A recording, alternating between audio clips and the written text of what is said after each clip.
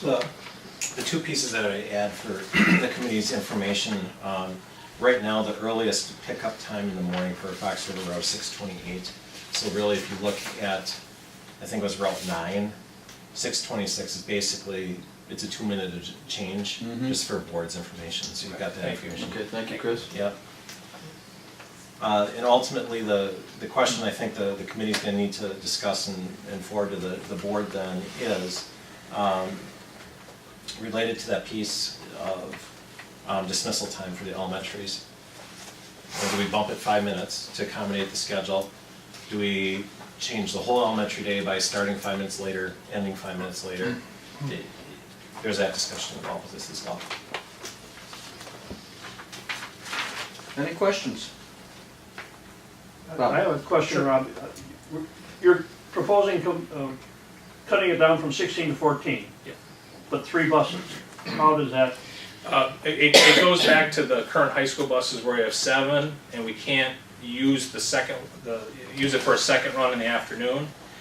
We're picking one of them up there to be that 3rd bus.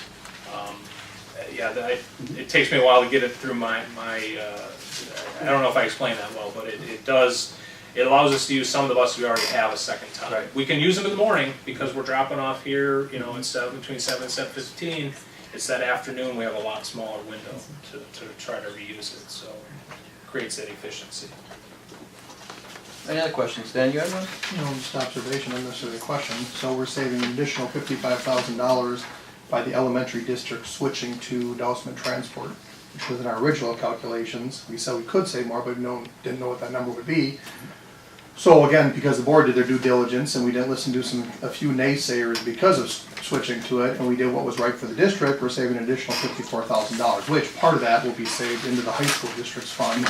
But since we're all in the same area together, I would hope that people see that as a savings both ways. And I am all in favor of moving the end time out 5, 10, 15 minutes if we need. I think it's a very little difference in the end of the day. My thoughts are we're at the current minimum allowable by law for the number of minutes taught to the students. Number allowable by law for the minimum number of days taught to the students. So anything on top of that would be a good thing to have. That for me might help. How does Washington Caldwell play into this? High school buses run up there. Right. Yeah, right now, and that's And another. okay. Yeah, and that's another part that helped us this year. Washington Caldwell is going from 4 buses to 3 next year, so that gave us one of that additional bus to use somewhere else on that second tier elementary. You got another one? I would just like to query Shirley and Chris and Jeff about that 5 minutes. What's your feelings on the 5 minutes? I'll speak first, since we're all looking at each other.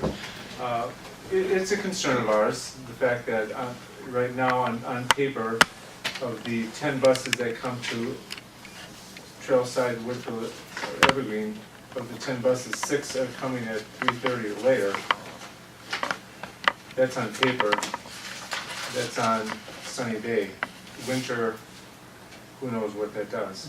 So that's a concern of ours, because it's important to have the buses there when we dismiss for supervision, for minimizing discipline problems, and for everything else. So I don't know if Shirley, Chris have something else to add. But if you lengthen your day by 5 minutes, then that accounts for it, right? On paper is what you're On paper. Yes, on paper it does. The other thing we talked about a little bit amongst ourselves was the fact that if we started the students 5 minutes earlier in the morning, that would then allow us additional time in the Maybe mornings. 5 minutes later? 5 minutes later in the Oh, you morning. threw me off there. Giving them a whole bunch of time. Wow. We'll take 10. If we start them students 5 minutes later, that would allow us to have additional 5 minutes in the mornings with our staff for staff development purposes. So that could be played into it. So it'd be a positive, don't you? Okay. It could be. Any other questions? I was just gonna ask what our savings were if we don't combine the notes. Well, this savings would go away, and the price that was in the Original proposal? original proposal would raise. Yeah. Still about $30,000. It's 30, 35. I was gonna say That around was 30. wrong. Okay, I'm sorry. Shirley, you have a feeling on it? Sure. Yes, you just talk about the winter time and yet being on time, because now when, just looking at when the last stop is, and I shared that with Chris, that in winter, the buses usually do run 3 to 4 minutes late. I mean, that's what we find and as we're waiting, so how often is that? Whenever there's bad weather, so. And as you're getting to 3:35 and 3:40 and then with supervision and things with teachers, so that was a concern. Has this been presented to high school? We're meeting next Wednesday with the board, or committee, I'm not sure which one it is.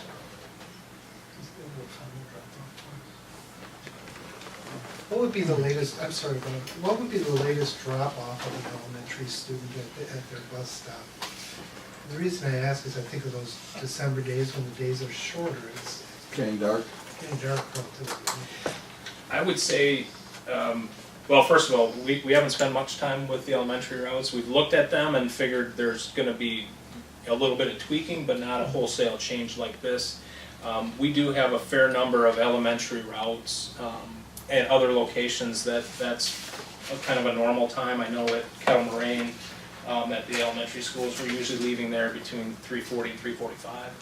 And most of those, most of the elementary routes are, I'm guessing, are probably 35 minutes. So you're still, you're on the tail end of the light in the December, January timeframe, but it still is light out. And they are generally picked up and dropped off closer to home than maybe a middle or high school student would be. And I was just wondering for the Whitfield routes, because I had 4 buses, it went to 3. So how full are those 3 buses for Whitfield? They would, again, the numbers currently that we had,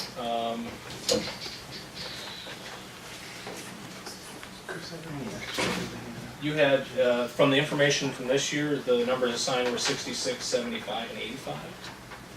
And those are the highest, well, Evergreen's got a couple in the same, again, assigned, and I would say that's not out of the ordinary for some elementaries of your size that we do. Again, we know there's a certain percentage that don't ride.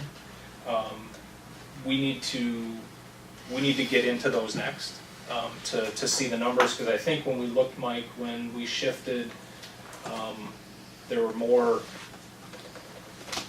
kids coming in than went out, if I remember. I know it was for sure at the high school level. I don't remember if your 6th grade, it was bigger than the current 8th grade.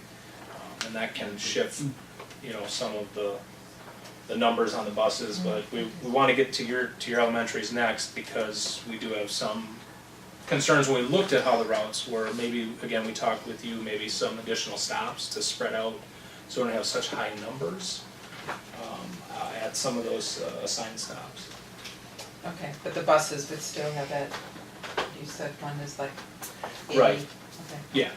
yeah, that's Yeah. just my concern there. Discipline-wise and management-wise, and that was a concern. Have we shared bus routes before between middle and high school, No. like in the history? No, but different companies. Right, I know, a different Yeah, company, but they didn't share. Forever. okay. Going back to when I was in school, and that was a long time ago. Yeah, buses?